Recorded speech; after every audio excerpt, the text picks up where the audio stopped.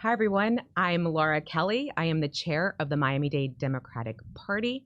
Today, I am joined by Joey Mendoza-Atkins. He is running for U.S. Senate. He's also a candidate, a sports agent, attorney, and member of the Miami-Dade Democratic Party.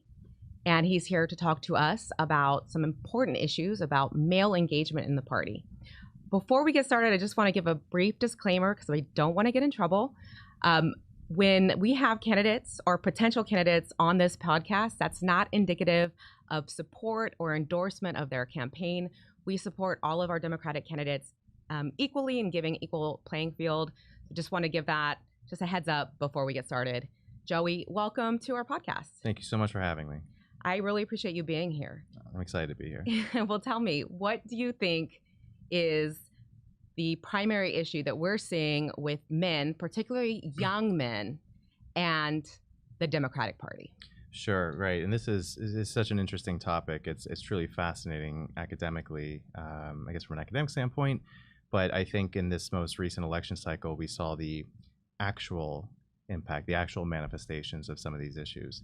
And unfortunately, I don't, it's not trying to, it's complicated, right? It always is. It's complicated, you know, but I think that's an important place to start, you know. So for me, just like with any problem, I mean, we're attorneys, right? So you got to first really identify the issue, which I think we've done, which is, you know, why did the Democratic Party or why has the Democratic Party been bleeding support from young men? Okay, so we identify that, cool. Now we got to understand the issues, right? And I think this is where the party, you know, people generally have really missed the boat here, right? Because it's not so simple. I think, you know, we spend our time on social media or kind of out in the world, on campaigns, at town halls. You know, one reason, a primary reason, so why are we losing men? Why are we losing young men? It might be, well, misogyny, well, patriarchy, right? And I'm not saying those aren't a thing. They are. Right. But I also think the issue is a lot more complex than that. So as a starting point, what are the issues? And I think for me, I don't even start at a gender related issue, right, as being kind of or like a problem or a dynamic. And I think the Democratic Party has a lot of responsibility here. For me, it starts with, okay, recognizing that, well, men are choosing maybe the Republican Party over the Democratic Party to do what? Which is to resolve their issues. And in this case, the issues I think are actual and perceived. Okay. Right? You know, and unfortunately, perceived issues are real issues to that person. You know, and I use a lot of dating examples, you know, to sort of make the point, like analogies. So for example, if you have a, if you keep dating, you know, a toxic partner, right? You just keep dating the same type of person over and over again, right? There's an actual issue, which is you keep getting your heart broken, right? But there's also the perceived issues, which a lot of people have, which is like, what's wrong with men? What's wrong with women, right? When the issue might also be within themselves, right? Okay. Right. So we always say, for example, that if you keep doing the same thing over again, keep getting the same results, rather than looking outside, you should probably look inside, right? Correct. Exactly. Yeah. Exactly. And I think everybody shares this in terms of what's going on with young men, because while there is certainly, so in a second, I'm going to kind of identify what I think are maybe the actual issues that are leading to for men to feel like, hey, I have a problem that needs to be addressed. I'm going with this group versus this group, right? And then there are, of course, the perceived ones, which are, I think, you know, there's a problem with women, there's a problem with maybe the Democratic Party, whatever it might be. As a starting point, I think the main issue sort of underlining a lot of this pain is structural in nature, has nothing to do with gender in many ways, right? We're all in the same boat. And this is something that the Democratic Party used to be the party I think people look to resolve these issues, such as wage stagnation, right? I mean, think about it, right? These are affecting everybody. Everybody's getting, I can't curse on this, right? No. Okay. Everybody's getting, everybody, unless you're rich in the system, in this society, unless you're rich, everybody thinks they're getting played, right? Because they are. Right. And so, well, how does that manifest as some sort of like gender issue or some sort of men feel like they're getting shafted in this society? Well, if you understand that as a person, man, woman, whoever, but let's just stay on men, that, I work a lot. I spend a lot of time working. It's not fun. I get yelled at. I get told what I can do, when I can do it. I can, and on top of that, I can't afford to buy a house. Mm-hmm. I can't afford to buy a car. I'm 39 years old. I've never owned a house before, and I'm a lawyer, right? And that isn't to say it's therefore somebody else's fault. That we got to look within ourselves to know what to be honest with ourselves, right? But it's also true. Well, if I may, Sure. I mean, because if we were talking about, 40 years ago, 50 years ago, someone your age with your academic skill set and your occupation, it would be, it would be absurd that you couldn't own a home. Totally absurd. So there's a lack of economic opportunity nowadays that we did not experience in the past. Exactly. And like I said, I'm a fortunate one. I'm a lucky one in this sort of world, right? Compared to most. And I even have this sort of issue. Like I've only, to be honest, I feel like started to become maybe more financially stable like very recently. And like I said, I'm one of the lucky ones. And so, again, if you have to understand the underlying issues and then sort of see how it sort of tracks and affects the different demographics within our society differently, because men do get affected by this or this issue a bit differently than maybe a woman would, maybe whatever. So that's a starting point, right? Because that is frustrating, right? You work hard and you can't afford anything. And most of us are in the same boat unless you're rich. Now, kind of, okay, well, how does that affect a man? Well, remember men, our value a lot of time is kind of predicated on, leading a household, right? Being able to make a living and provide for a family. Like that is still an expectation in society, and I think a fair one. I think that we should embrace that role if that's, the type of relationship we want to be in. But if you're feeling that, that's my value as a man in many ways, and the expectations of me is to be a provider, to be able to be a leader, and I work, and I can barely afford to survive. Yeah, you'll start to see how men might feel a bit shafted in the society. Again, there's actual problems and there's perceived ones. Ultimately, some of these issues with that are structural in nature, it creates this feeling of loss, this feeling of I'm getting sort of the short end of the stick here. And the biggest problem that we're facing as Democrats, right, is that Republicans, both as a party and culturally, have been able to capitalize and say, hey, you know what the problem is? It's not you. It's women. It's immigrants, right? Right. And blaming the other. They're finding an enemy. They're finding an adversary to blame their problems on. Again, there are actual problems. We all know what it's like to work and not feel like we have anything to show for it. Like, God, we can't even go on vacation, right? Can't take breaks, right?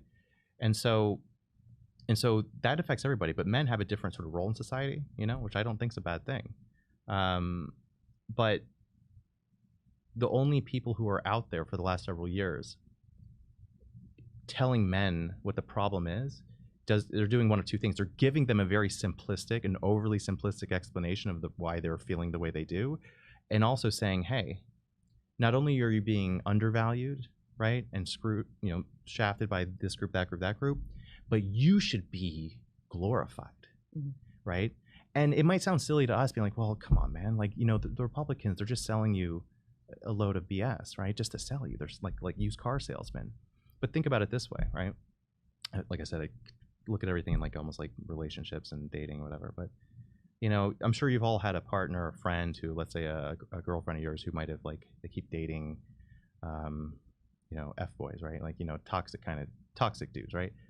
And you might tell them like, hey, like, you keep getting your heart broken. You keep chasing this guy. Like, don't listen to these lines that they're giving you, these pitches, oh, you're the greatest woman I've ever met. Like, I'm never met.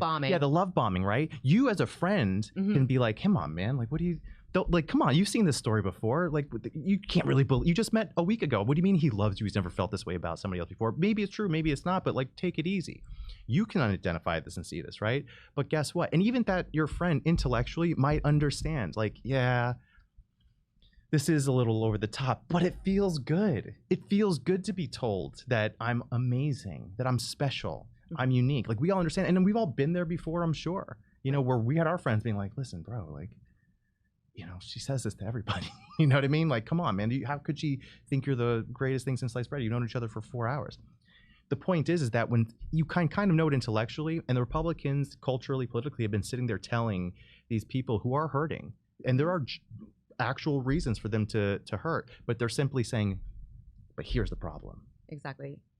So what you're saying is the Republican Party has been very effective at bombing this particular group of people to elevate them, make they feel like they are entitled, that they deserve something more, that they should be, like you said before, glorified. Yeah. And I think perhaps the Democratic Party has been more like for everybody. And that doesn't feel quite as good if you're, somebody who feels like you were maybe in the past in a position of power, and now because everybody else has been, elevated, you may feel like relegated when actually we're just all trying to lift each other up. Is that fair? I think that's fair, but I actually think from a messaging standpoint, I think, and again, I think there's a little bit of actual and a little bit of perceived issue with the Democratic messaging, because I think that is effectively what the Democratic Party has been trying to do, like kind of elevate everybody.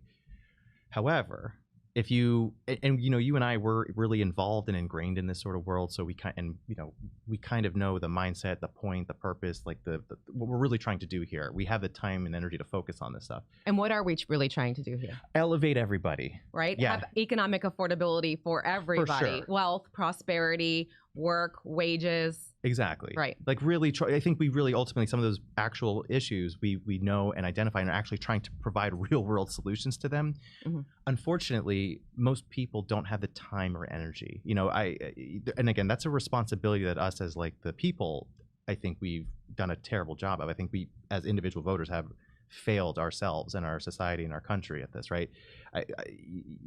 We form very strong opinions and conclusions about policies, the way the world works, and I'm willing to bet 90% of people out there don't spend more than 5 minutes a year. Well, and if I may, it's not just I try not to put too. I mean, I think what you're saying is there's personal responsibility and ownership, but at the same time, we have to be aware that we are working more than we have ever worked. You mentioned not having breaks. Some people working 2 or 3 jobs to get by, working long hours, but also when we engage with social media, there are algorithms. We continue to see the same thing on a loop over and over and over again. So it's actually hard to find unbiased information out there because most of us don't watch cable news anymore. And cable news is also, I'll be the first one to say, it has its bias. It doesn't matter whether it's MSNBC, CNN, Newsmax, or Fox. They all have their own bias. Yep. But, given that our phones have microphones, they hear us, they repeat what we want to hear, we get into kind of a feedback loop. Do you think this is also happening with the male population? 100%. I think it happens, of course, with both sides, men, women. I just think it will manifest a little differently, but it absolutely does. And that's kind of one of my, sort of what's maybe down the road, like a practical solution. They're not so maybe as intuitive as one might think, in the sense that what the Republicans are able to capitalize on is the messaging component. They're not offering them any real solutions, right? They're, they're really not. I mean, and that'll become more obvious over time. And I think that's where we're going to have an opportunity as a party to sort of recapture and re-engage. But the messaging has to be right. The messenger has to be right. And, to your previous question about, I think the Dems have a message of trying to lift everybody up.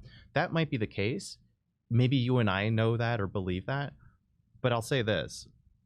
To the average person out there who works a 9 to 5, 9 to 6, and they exhausted and just want to like zonk out at the end of the night or on the weekends, what the message that they're picking up on, and it's not unreasonable or unfair for them to hear this message, or at least it's framed this way, that the Democratic Party is a party for women, right?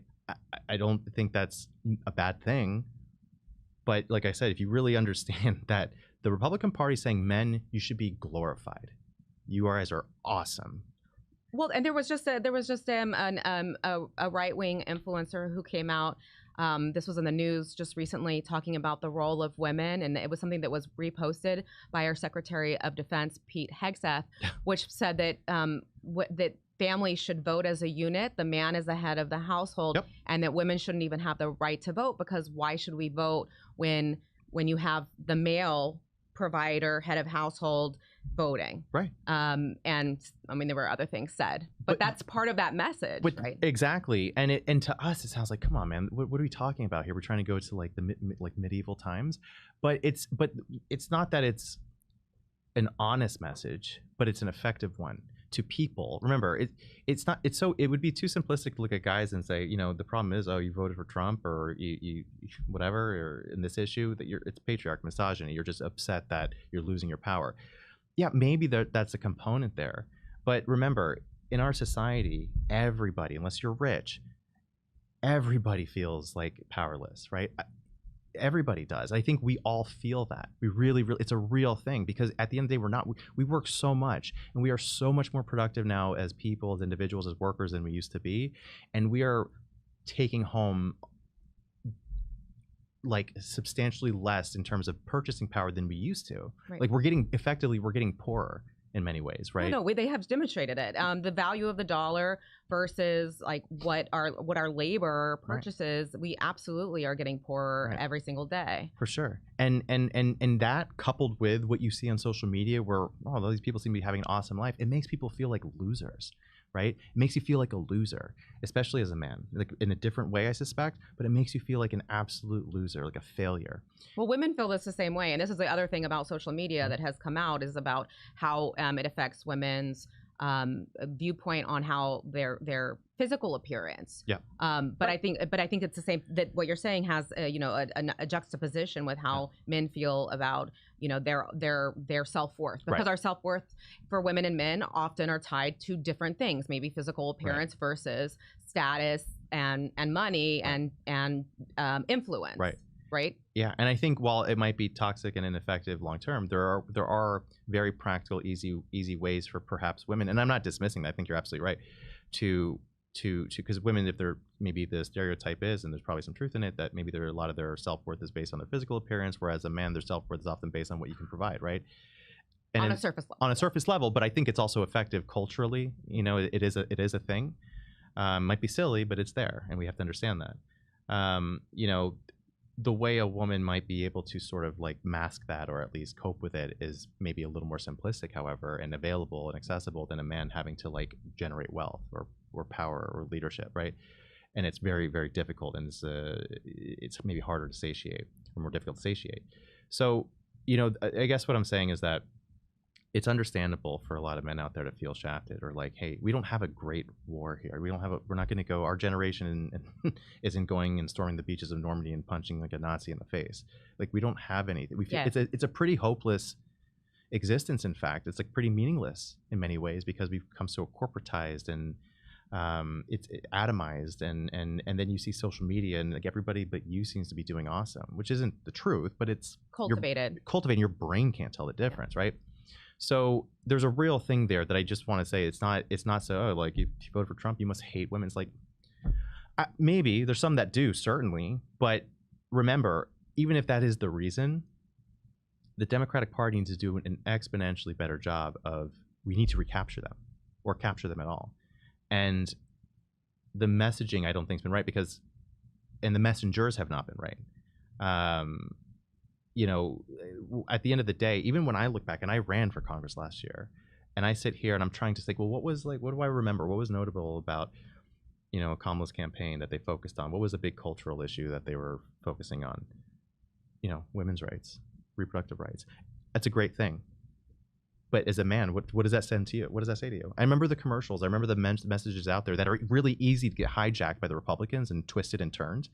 Because they're willing to do that. They're nuts. Like they're so disingenuous, right? They just want to win. They're pathological about it, and we don't seem to be. And so, if I had to sort of sum up, and I close my eyes and I try to remember what the 2024, you know, run up to the election, what some of the main issues was women's reproductive rights. Great, it's a great thing. Incidentally, it makes it seem like, hey, this party's valuing women.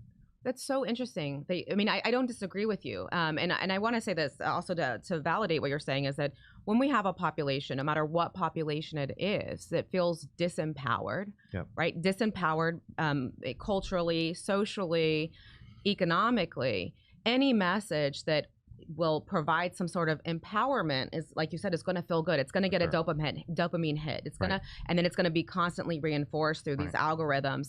And so you see how addictive that can become. Exactly. But when it comes, and again, I'm very present to this, and this is why I want to continue to have this conversation, is because, you know, I am a woman, and so I don't necessarily understand the perspective of a man, and I think we have to open our eyes and listen to different perspectives and not say that we have the same answer. But I'm interested that there was, you know, with the women's reproductive rights issue, for example, there's a group called Men for Choice that worked really hard on these issues because they understood fundamentally that while they're talking about women's reproductive rights, what that really means for all of us is actually freedom, autonomy, and economic benefit. Right. Because the truth of the matter is that when women do not have that autonomy, when it is impossible to exercise your reproductive freedom, this necessarily impacts men as well. Yeah. And it also impacts negatively our economy because, you know, unwanted children in this society that, you know, become an economic issue for families. Yeah. And we've seen across various societies that when women can control their reproductive destinies, individual societies flourish compared to societies where women do not have that control over their reproductive freedom or the timing of their reproduction, such as, you know, countries like Guatemala, some African countries, you know, that keeps that whole society repressed. Yeah. And I wonder, I agree with you. I don't think that we have been very good at like linking those messages. I think also going back to what you had said about, you know, this disempowered group of people, I believe that Republican messaging, and correct me if you disagree, has been very good at, like we had mentioned before, othering and also dividing and saying our interests are separate and apart and disparate, rather that our interests are actually combined, and through unifying and supporting one another, we can actually create a better society. Right.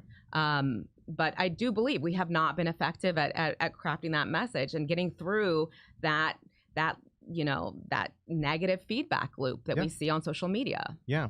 And I gotta say, like, and this isn't like a criticism or anything of the message, because that group, I've met people from that group, and I'm happy they're around. They do great work. They really care.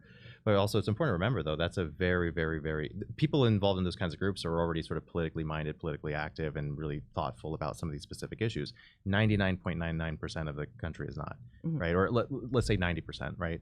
Something of that sort, if we're being honest, right? You know, even people who think they care, it's really surface level stuff, right? And again, a part of it has to do structurally with how much time and energy we spend, like, working, commuting, and stressing and struggling. We're just looking to check out when we have the time to do it, not like get super engaged in the nuance, right? I'm a nerd when it comes to policy. You might be, but most people are not. And even that, you know, while their message is accurate and great, and those are all things that I love to discuss about how empowering women actually leads to, you know, prosperity for all, right? It's true. And empowerment for men as well. Empowerment for men as well.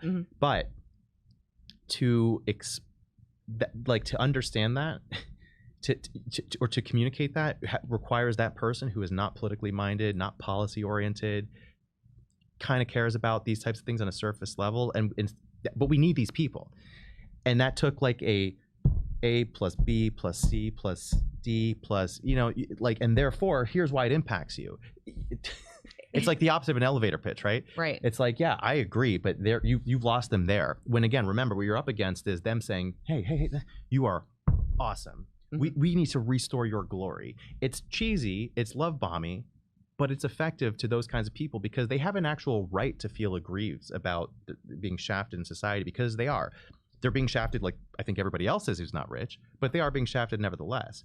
And the Democrats, I think, even the trying to message that is so complicated, even if it's true. Doesn't fit in a soundbite. No, and also, right? Part of the messaging, at least in a mainstream level, and again, I support the messages, but like part of the messaging that I remember was, you know, we need to support women and men. You should be supporting women. We gotta a woman running for president. We got women's rights on the table. Like, good men support women. Like, yeah, that's technically true and all, but remember, you're basically saying, hey, man out there, like, if you want to be good, like, support women. Again, reinforcing this stereotype that this is a party here to look out for women. And if you want to be cool, we'll be cool with you if you support women, which is good and true. However, messaging, and you got the other side who's like, we're telling you how awesome you are. They don't care about you. They care about women, not you. Right, and it's not empowering to them individually. So what do we? It's alienating, in fact. That's what I'm saying. It's not just simply we're not empowering them, we're alienating them. And I'm not saying therefore get rid of, women candidates and messaging, but like, it makes it very easy for Republicans who are psychopathic and pathological with trying to win to say, oh, they're trying to like build up women. See, they hate you, bro. So what do we do? Like, what are some real solutions that we can? I mean, again, often our positions are complicated, intellectual. They don't fit in a sound bite. Yeah. How do we re-engage with this population effectively? Yeah, that's the hard part, right? But I think, as a starting point, I listen, personally, and I might get in trouble for saying stuff like this, but it's hard because there's this idea about, because what we're talking about, I think, is what is should be our not just our message, like in a BS kind of a way, but like, what can we do to make sure that we're also messaging correctly, right? And I think at a starting point, it's the message is important, but I personally think the messenger is more important, right? Like, why is Donald Trump so effective, right? In so many ways, right? It's not because he has any sort of, it's not because of the messaging. It's just because of who he is. They'll listen to anything he says, these people, right? He can say